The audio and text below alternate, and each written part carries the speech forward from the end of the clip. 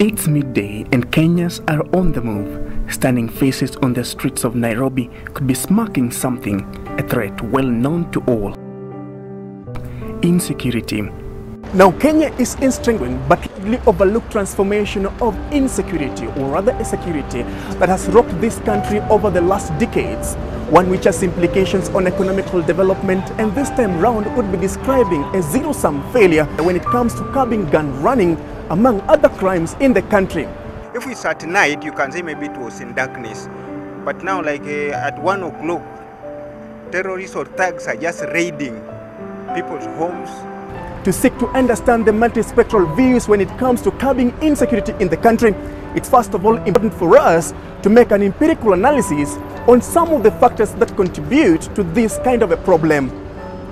As long as we leave the security to the police and the National Intelligence Service alone, they'll not be able to arrest the situation as of now. From the time when Kenyan military made an incursion in Somalia, the Al-Qaeda terror-linked militia Al-Shabaab's activities have dramatically increased in the country.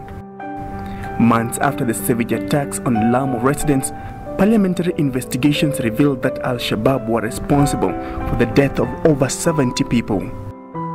Now, in a move geared towards curbing crime by the use of information technology, security personnel will soon be able to pick out terror suspects from a crowded street and track their moves miles away. The modern network of terrorism is divided in three major categories: ground militia offensive, biochemical offensive, and cyberspace soldiers. Cyber war is a genre of military combat that Al-Qaeda-linked militia groups have found plausible to use against their common enemies.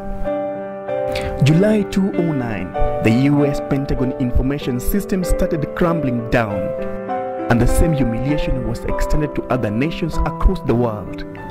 Al-Qaeda-linked cyber soldiers subject their enemies to thousands of cyber attacks in a single day.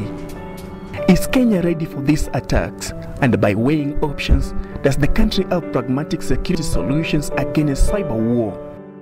We've not come to that level of taking into consideration the security thing. Are you secure? Issues to do with confidentiality, issues to do with integrity, integrity of the data information, the source of the data. We've not put up a proper measure. By July 2014, an anonymous hacker broke into a number of social media accounts, including those of Deputy President William Ruto's Twitter account, Kenya Defense Forces Twitter account, and other government sites. Security system analysts believe that hacking of government sites should serve as a warning for a major impending cyber war against governmental operations. Now, there are two important factors that any government that intends to curb insecurity using information technology should consider putting in place.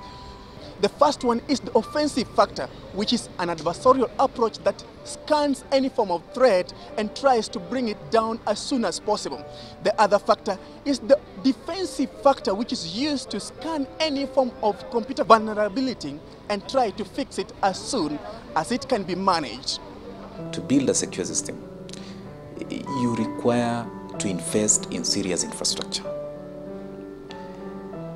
To invest on serious infrastructure comes with, putting in place, of course, I've mentioned about regulations and places, putting in place hardware and software components that are secure, and of course, employing professionals that are up to task.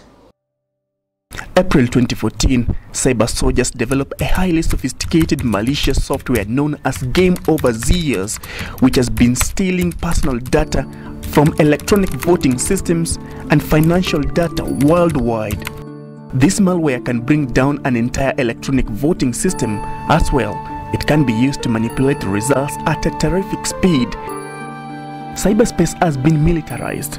Cutting-edge technologies like synthetic aperture radar systems can today be used to monitor, control, and outfox information systems which are thousands of miles away. This can grant an enemy actionable intelligence that may cripple national operations of any country. Just how much ready is Kenya to cyberspace undercurrents? My name is Obar Mark.